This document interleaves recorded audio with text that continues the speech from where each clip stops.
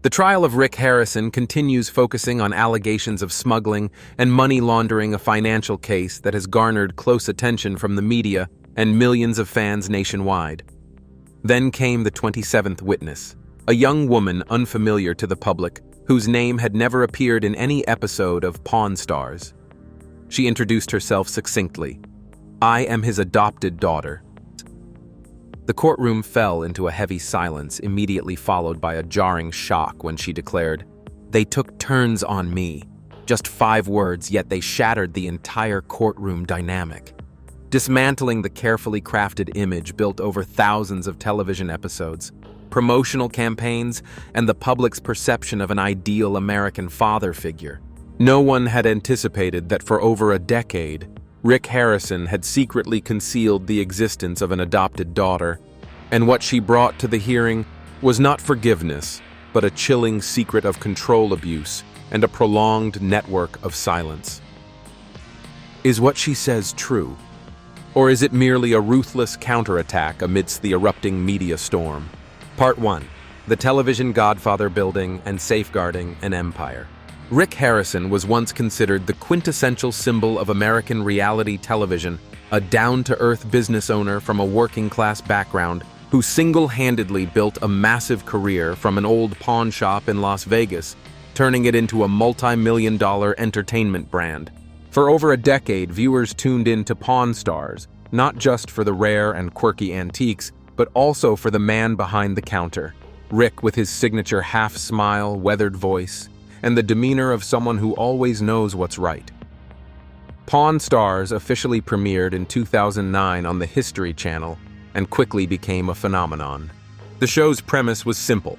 Customers would come to the gold and silver pawn shop to sell rare items, and Rick, along with his family members, would appraise, negotiate, and offer a purchase price. But what truly made the show stand out wasn't the artifacts. It was the family. Rick and his father, Richard. Old Man Harrison represented 2 different generations, 2 contrasting mindsets, and 2 unique negotiation styles.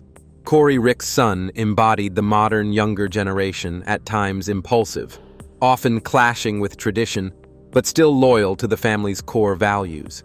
Together they formed a deeply human story, one where audiences could learn history while also feeling like a part of the family. And at the heart of it all was Rick Harrison. More than just the shop's operator, he was the one who shaped the spirit and soul of the show. Behind the scenes, Rick was known for being meticulous and tightly in control. He insisted on reviewing cuts before they aired, was ready to intervene in post-production if needed, and forbade any detail that might tarnish the family image from being broadcast. Everything had to carry the message of being relatable, authentic, and all-American. The media played along. In interviews, Rick often appeared humorous, sometimes lightly sarcastic, but always within moral bounds. Each article, each TV appearance served as a strong shield, protecting his image from scrutiny. Even when quiet rumors circulated in production circles that Rick was much less approachable in real life, no one dared to dig deeper, because Rick was a money-making machine. Yet within that picture-perfect family, there existed a strange void that most people overlooked. There was absolutely no trace of a daughter.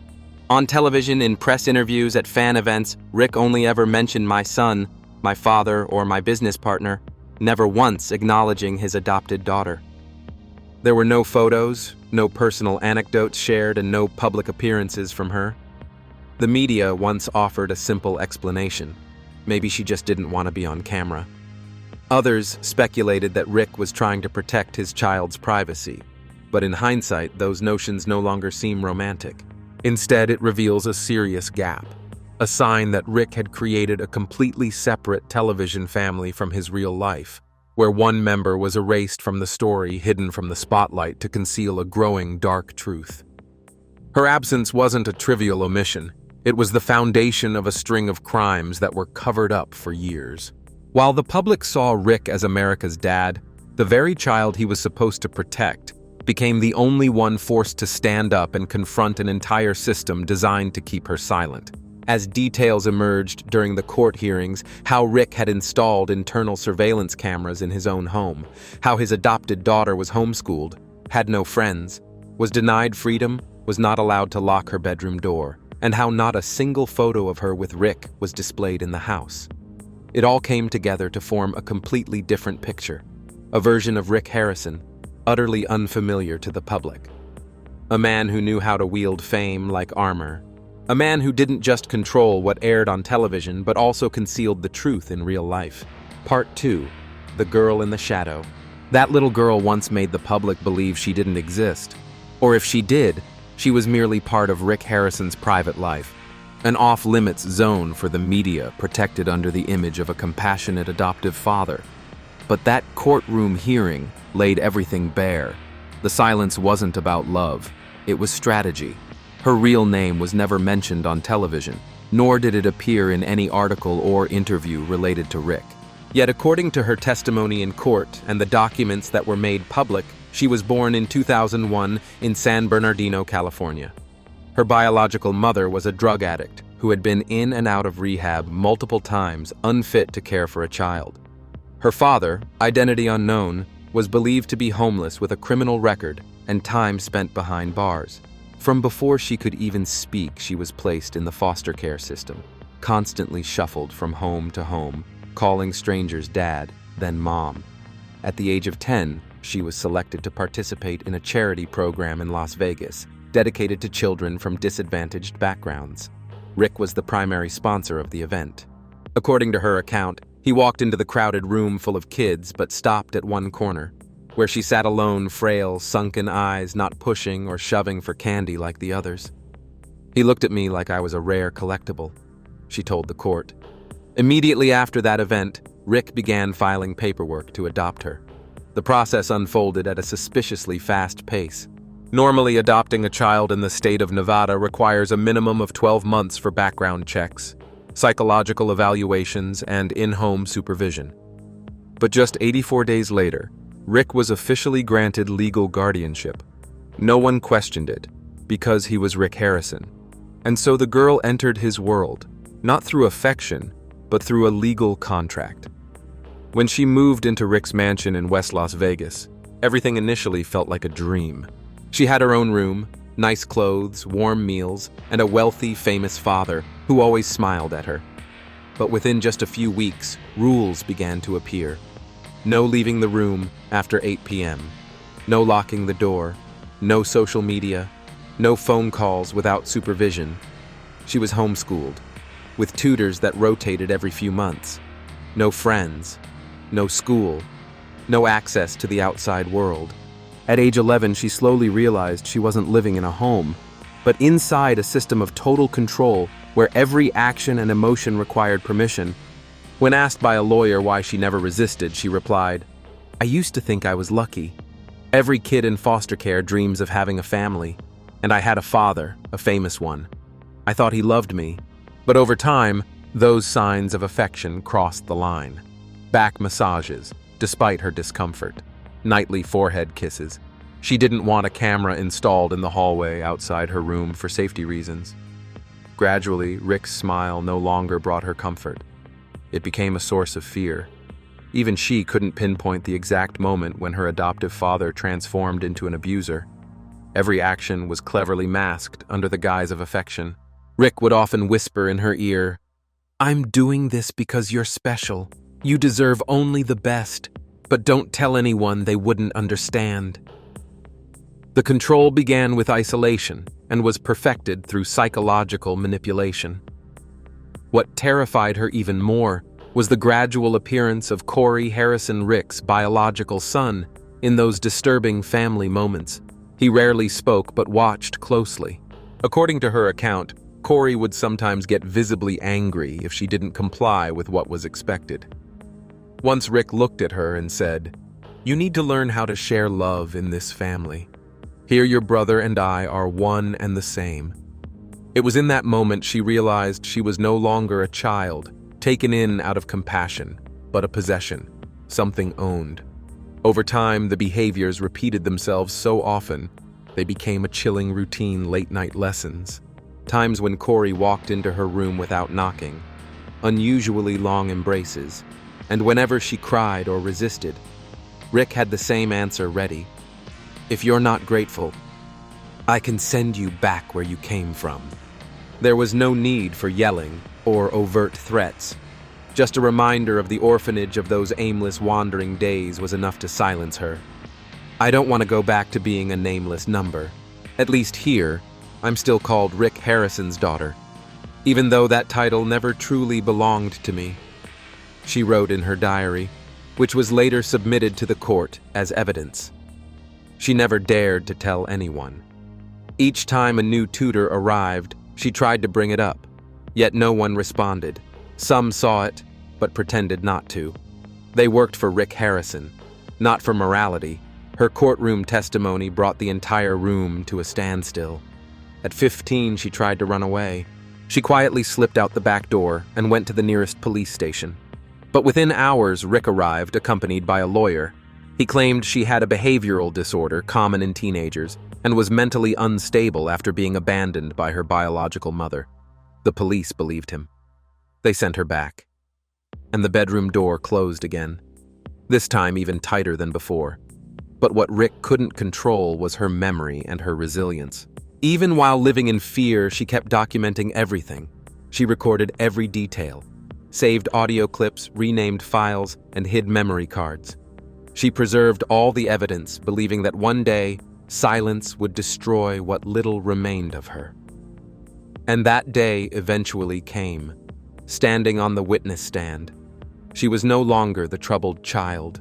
She was a grown woman, the only one brave enough to rise in a room filled with power and declare, "I am the truth you tried so hard to bury." Part 3. The Trial Turns. Las Vegas, Monday morning. The trial of Rick Harrison, who stands accused of involvement in a federal-level antiquities smuggling operation and money laundering, entered its third week with a shocking and unforeseen twist. A female witness, legally verified as Rick's adopted daughter, unexpectedly appeared in court and delivered a harrowing accusation, claiming prolonged abuse by both Rick and his son, Corey Harrison. Initially, the presence of the 27th witness didn't garner much attention.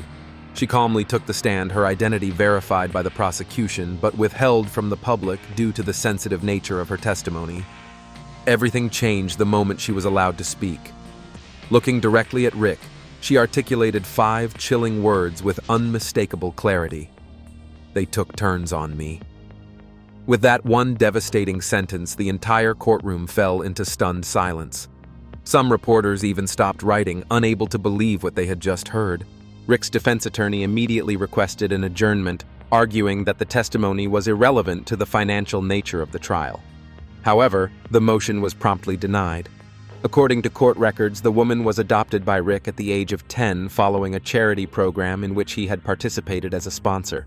During her nearly hour-long testimony, she described in detail the alleged acts of sexual abuse, psychological control, and mental manipulation events she claimed occurred during the time she lived with Rick's family.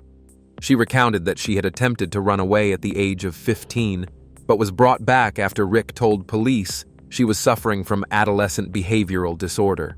From that point on, the control over her life became increasingly severe. One of the most haunting statements she recalled was something Rick allegedly told her. He once said to me, "No one will believe you. I'm Rick Harrison. You're nobody." It was revealed that she had been secretly collecting evidence over the years. Personal journals, audio recordings, screenshots, and backup data from internal security camera systems. She stated that she had copied all of the materials onto an external hard drive which she brought to court. That device has now been sealed and is under investigation. Her bombshell testimony has dramatically shifted the trajectory of the case. What began as a trial centered on financial misconduct has now evolved into a legal proceeding involving far more serious criminal charges, including abuse, exploitation, and the psychological manipulation of a minor. Following her statement, the lead prosecutor announced that the scope of prosecution might be expanded if the entirety of the submitted evidence is verified. Rick Harrison's legal team has yet to issue an official response, stating only that their client denies all allegations unrelated to the original charges. On social media, a video clip capturing the moment of her testimony spread rapidly. The hashtag, "They took turns," on me surpassed 3 million mentions in under 8 hours after court adjourned. Numerous celebrities, child protection organizations, and activists have called for an expanded investigation and increased protection for witnesses. Legal analysts now believe that given the nature and scale of the accusations, Rick Harrison's trial is likely to shift toward a complex criminal case involving minor abuse and outcome. Few could have predicted, as the proceedings initially appeared to concern only economic violations of federal financial laws. At this point, the question is no longer simply whether Rick Harrison laundered money, but rather, how many truths have been buried beneath the name he spent more than a decade building? Part 4. Evidence and Diaries when truth comes with attached files. Following the shocking testimony of a woman identified as Rick Harrison's adopted daughter during a trial at the Clark County Court in Las Vegas the following morning, the entire jury and legal team were summoned earlier than usual. This was due to the prosecution filing a motion to expand the scope of the trial based on a new set of evidence provided by the witness, which included a hard drive containing hundreds of data files, handwritten journals, photographs, and audio recordings collected over nearly a decade. The first piece of evidence presented to the court was a 2 TB SSD hard drive, thoroughly sealed and labeled as official evidence. It contained over 400 data files organized into folders sorted chronologically. The contents of the drive included photos, audio files, and videos extracted from surveillance devices installed in the Harrison family's living spaces. Notably, several of the files were named in a way that pointed directly to specific times and situations that aligned with the witness's testimony. Digital forensics experts from the Clark County District Attorney's Office confirmed that the hard drive showed no signs of tampering, editing, or forgery. All the metadata of the files matched their original timestamps and corresponded precisely with the security system installed in Rick Harrison's residence, including hidden cameras. The defendant had previously denied owning. A video clip kept confidential to protect the identity of the victim was privately shown to the court. In the footage, the witness appears to be alone in a room, but her eyes repeatedly glance toward a specific corner of the ceiling, later confirmed to be the location of a micro camera concealed within a smoke detector. The girl's movements and facial expressions were deemed consistent with psychological distress, which had already been documented in her previous medical records. Alongside this, a 176-page handwritten journal preserved in clean, dry conditions and showing signs of aging was verified by handwriting experts as having been authored by the witness herself. Prosecutors referred to it as a coherent body of evidence, reflecting a prolonged pattern of abuse, with entries that were not only emotionally detailed, but also tightly connected to the digital timestamps, clearly specifying dates, emotional states, and even specific quotes, actions, and times of day. One journal entry was read aloud in court July 22, 2015. Rick came in after dinner. He said, "No one loves me like he and Corey do." He turned the music up really loud in the living room. I knew tonight wouldn't be okay. When cross-referenced with security camera footage, the system confirmed that, at that exact time, Rick was present in the bedroom area for approximately 47 minutes, following the activation of external speakers at an unusually high volume. These details were all verified against the internal surveillance system still in operation at the time. In addition to the journal and digital data, prosecutors also revealed a series of voice messages and emails exchanged between Rick and Corey Harrison. One message sent at 2:14 a.m. from Corey's phone number read, "Your turn tonight." The defense attorneys argued that this could have simply been an inside joke or related to the household's night watch rotation. However, given the current context, the testimony, and the weight of the evidence presented, this interpretation was deemed unconvincing. Among the most critical pieces of evidence was a voice recording captured using an old mobile phone the witness had used while living at the Harrison residence. In the 18-second clip, a male voice believed to be Rick Harrison is heard saying, "You should be grateful we took you in. If you were still in the system, you'd be passed around like garbage." This recording was confirmed to match Rick's voice in various TV appearances and previous audio clips. An independent team of audio experts from UCLA conducted a voice comparison and concluded that the match had a probability rate of over 96%. The case did not stop at physical evidence. Additional witnesses gradually came forward.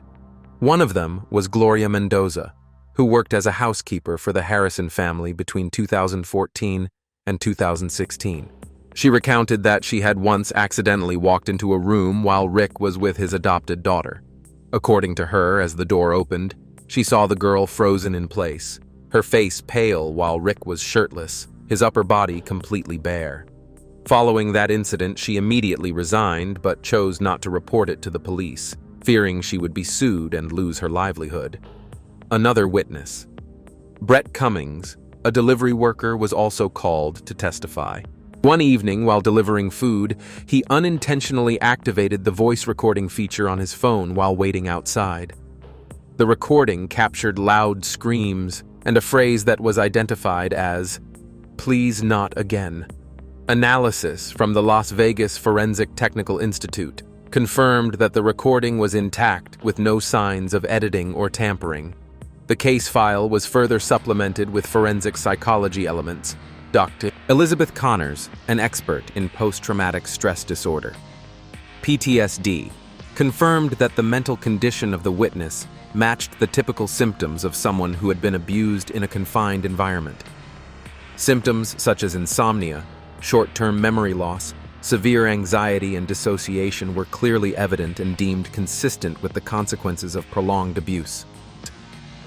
Given the mounting evidence, many legal experts believe that the money laundering charges could be just the tip of a much larger criminal operation. The lawyer representing the witness stated that the entire case file had been handed over to the FBI to expand the investigation into federal crimes related to child abuse and a systematic abuse organization. An insider from the television production industry revealed that Rick Harrison had repeatedly rejected offers to create a family life show, particularly when asked to feature his daughter in certain scenes to showcase the family's closeness on screen. The reason he gave at the time was, "She doesn't like being in front of the camera." However, that statement is now viewed in a different light, more painfully, and it cannot be denied. Part 5. Corys Breakdown. The Heir Exposed. On April 18th, in Courtroom 3 of Clark County Court, the next witness to be called to the stand was none other than Corey Harrison, the biological son of Rick Harrison and the heir to the Pawn Stars television franchise.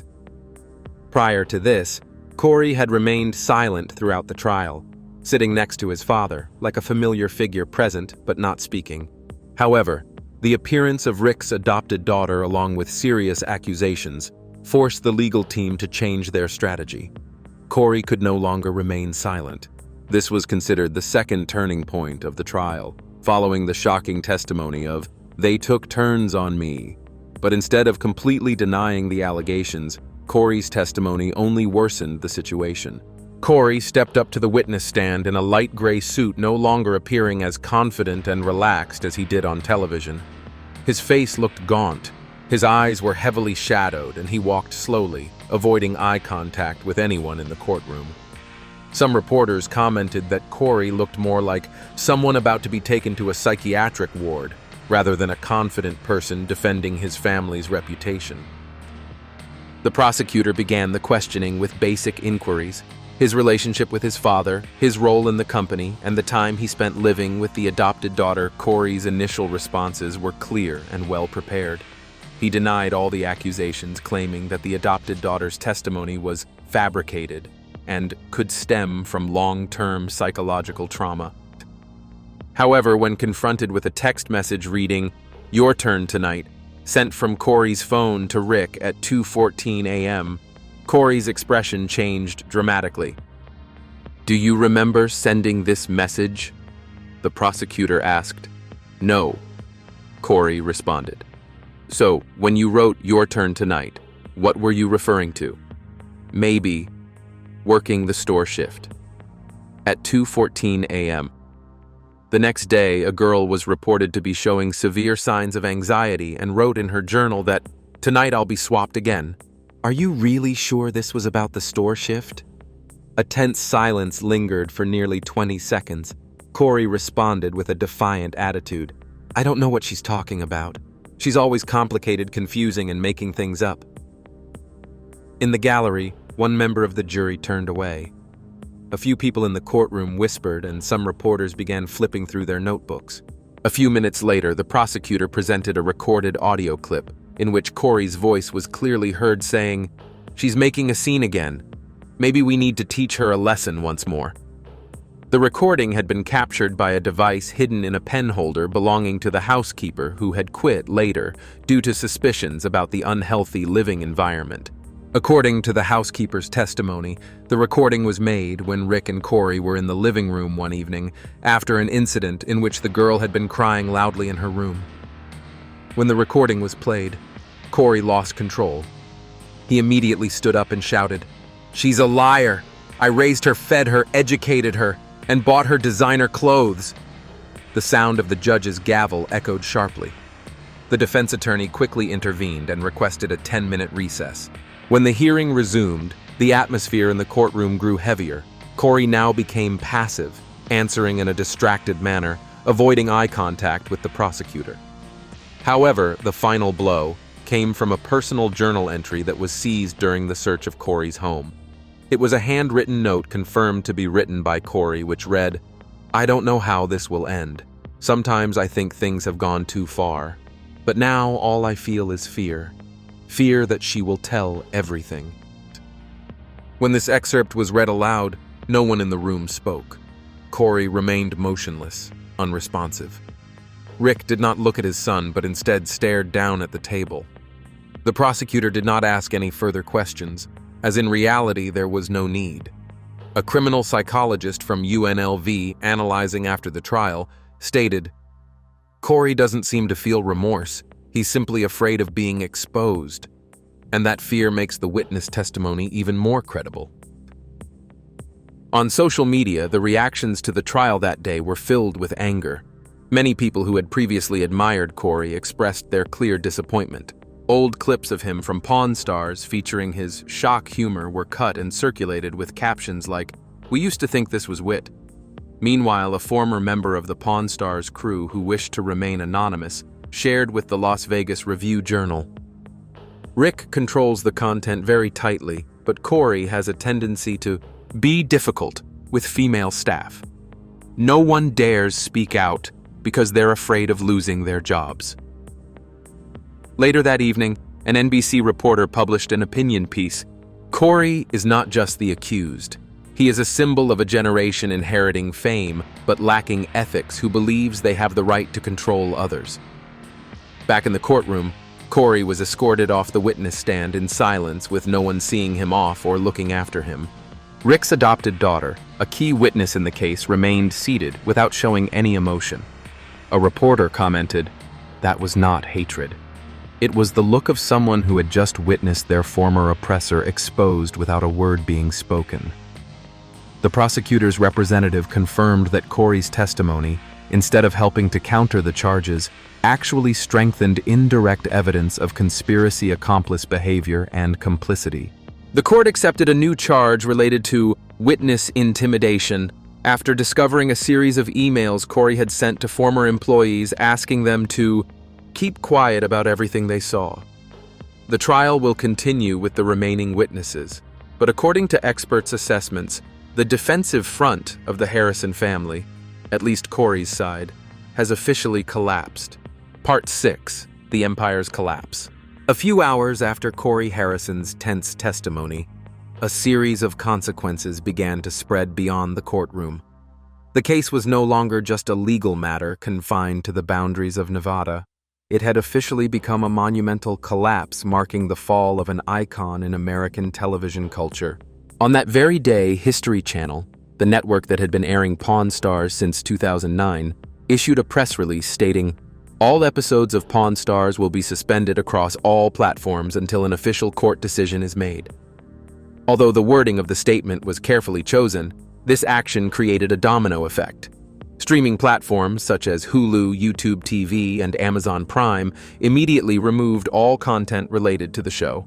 Merchandise, from t-shirts to Rick Harrison figurines, was quickly pulled from the shelves of Walmart and Target within 48 hours.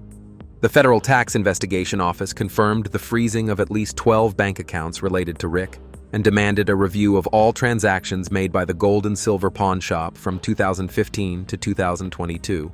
As financial issues grew more intense, a larger issue began to surface. The image of the Harrison family that the public had once adored was, in fact, just a carefully constructed media product. According to information from a former editor of the show, Rick personally reviewed each episode before it aired. He was very hands-on with the script, especially with scenes involving him and his son, as well as his late father. Everything had to be both funny and heartwarming, like an ideal American family on TV. However, according to leaked internal documents, the entire family dynamic had been carefully crafted to appeal to middle-aged American viewers: the strict father, Rick the mischievous yet learning son, Corey and the principled grandfather, Richard, Old Man Harrison. For years, viewers had no idea that aside from the three main men, Rick also had at least one adopted daughter and a grown-up son who had long since distanced himself from the family. Adam Harrison, Rick's eldest son, wrote on his personal account after the scandal broke, "I cut off contact with my father in 2017. I don't know everything, but I'm not surprised." Old posts, which had once been dismissed as rumors or baseless gossip, were now being revisited and examined in a new light. One such post came from a former crew member in 2013 where they wrote, "That family is only friendly when the cameras are rolling. When the cameras are off, no one talks to anyone unless they have to. Gold and silver." Pawn shop, the real-world symbol of the show, could not stand for long. Just 3 days after evidence of private surveillance camera behavior was made public, the shop announced it was temporarily closing for the safety of employees and the community. On TripAdvisor, where the store once had thousands of 5-star reviews, the rating dropped from 4.8 to just 2.1 within a week. Reviews shifted from praising the great experience to accusing the shop of making customers feel disgusted for having trusted those people. A former employee of the shop who asked to remain anonymous shared with BuzzFeed News, "We thought working with the Harrison family was a life-changing opportunity, but looking back now, it was all just a performance." Not only industry insiders, but also the public began to discuss how the family brand had been fabricated like a TV show. Everything, from the relationships within the family, their friendliness with customers, to the emotions displayed in front of the camera, was edited to create an engaging story, inspiring enough, yet entertaining enough. But when the mask was removed, what remained was not a close-knit family, but a meticulously designed brand strategy in which control manipulation and the separation of real emotions from public image were skillfully concealed. Part 7. Crimes Disguised. When the scandal surrounding Rick Harrison erupted, this question was not only raised in the courtroom, but also spread across social media forums and national news broadcasts.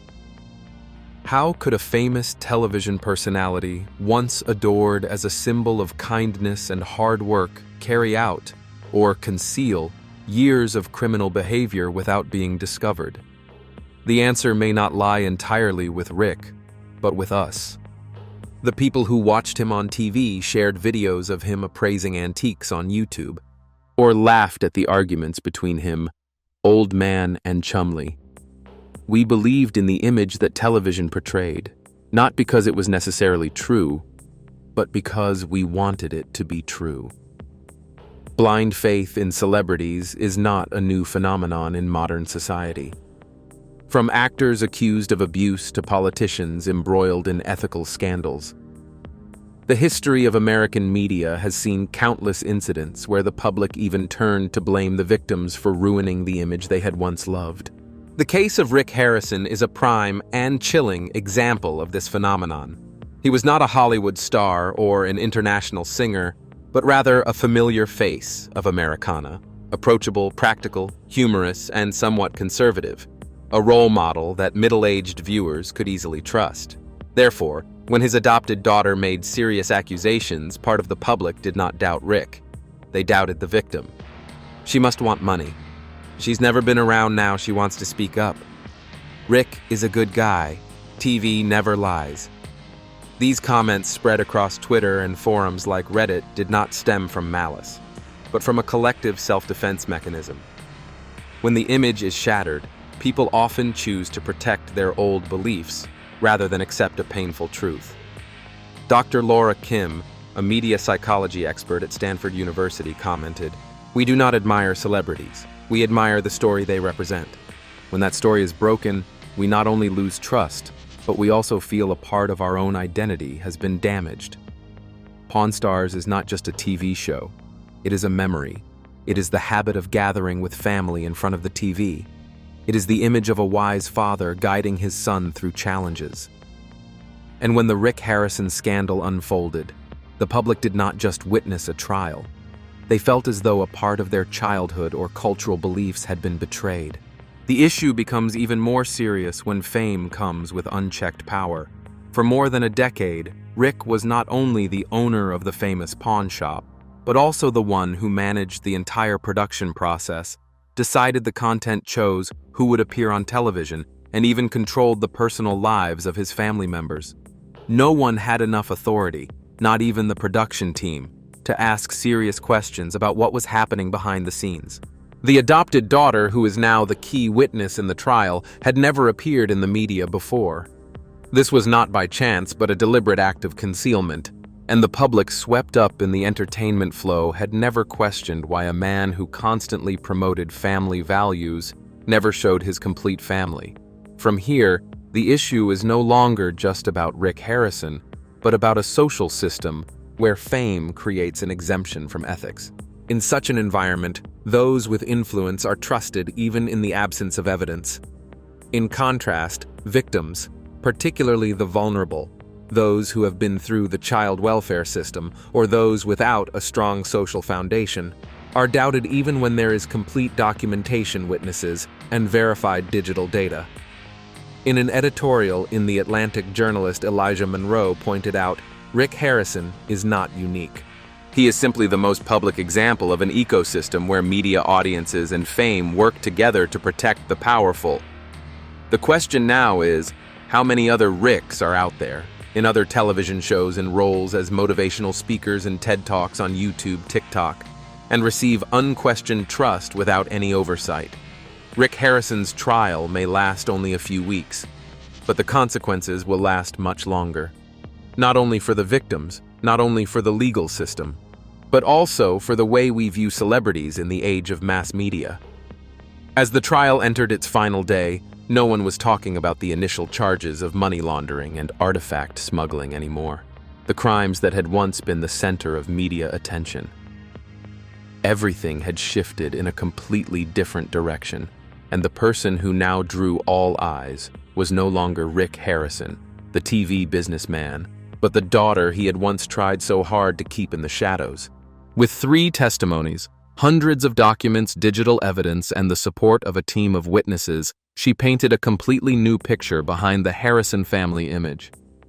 It was a picture without the stage lighting, without the edited musical scores, without the polished dialogues, only fragmented memories of pain, suffering, and fear. As she stepped down from the witness stand on the final day, she didn't look back at Rick. She didn't seek the eyes of the jury. She simply walked out of the courtroom, each step heavy, as if she were leaving a place that had buried her voice for more than a decade. Outside the courtroom, reporters were waiting, but she made no statement. Her representative only read one sentence. She doesn't want pity. She only wants to be believed. And perhaps that is the most accurate closing statement for a trial that was not only about judging one man, but also about a system that idolized fame to the point of sacrificing the truth. Although the final verdict has not yet been reached, Rick Harrison had already lost everything. His endorsement deals were canceled. The Pawn Stars brand was permanently shut down. His name was erased from cultural events where he had once been considered a model of America. And perhaps most importantly, the public no longer trusted him. Rick's career didn't end with a legal sentence. It ended with the silence of the audience. However, the remaining part doesn't belong to Rick. It belongs to us.